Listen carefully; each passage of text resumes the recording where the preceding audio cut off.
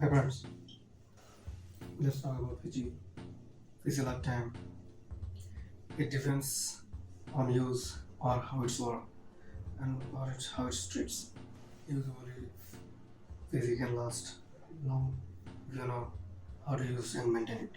When Fiji is being used 5 or 6 years, it makes some issues for turning on, and when it turn on make a lot noise and not turning on.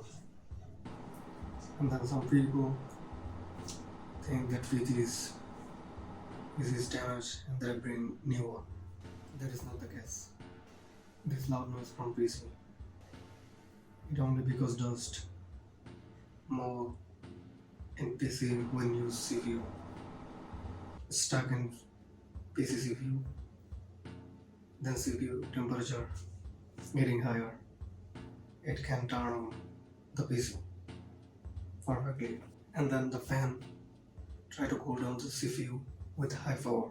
Then it makes loud sound in the PC. Only one fixing of that problem. Cleaning the CPU slot. How to manage it? Power up the PC. Unplug all the system. You can then clean the computer or motherboard with isopropyl alcohol. After cleaning it, make sure it completely dried before connecting the power again. Thank you.